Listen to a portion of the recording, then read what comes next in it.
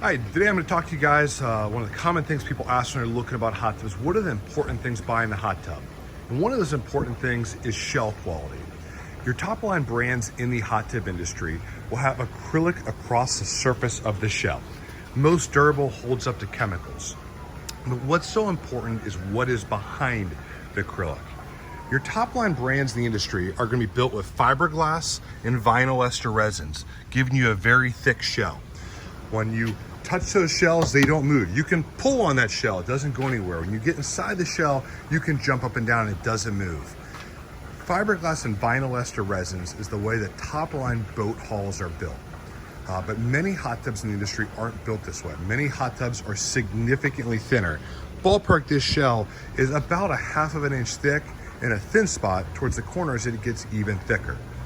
As you go to lower price brands in the industry, many of the brands will get much thinner on the shell, but the way a lot of new companies are cutting some cost out of those shells is they're going to plastic or ABS back shells. Obviously nowhere close to the durability. Still has the acrylic on the surface, but just simply grabbing on the edge of the shell, I can flex that shell back and forth with my hand.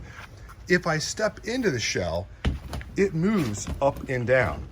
Those are the brands that are going to eventually have shell failures down the road. So important things to, when you're looking at hot tubs, feel in the shell. Walk up to the shell, feel the thickness. How thick is that shell? Try to pull on it. See if it moves as you pull on it. If that happens, that's obviously something not going to give you the strength. Now the cleaning with the acrylic with an ABS is going to be just as good. But if you ever have a shell failure, you're starting over buying another hot tub. Another lower cost way of shells being built is plastic shells. Plastic shells are often made of the same material as a Rubbermaid garbage can. One end durability strength is not bad.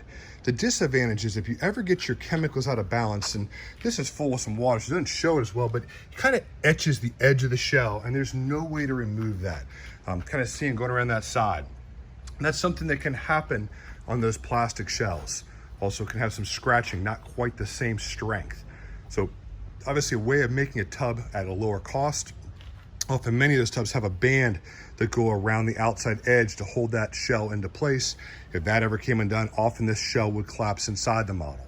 But these are some tips showing you the differences of shell quality from your high-end models with acrylic and vinyl, fiberglass and vinyl ester resin, to your plastic back shells, to going on to just the plastic shell itself.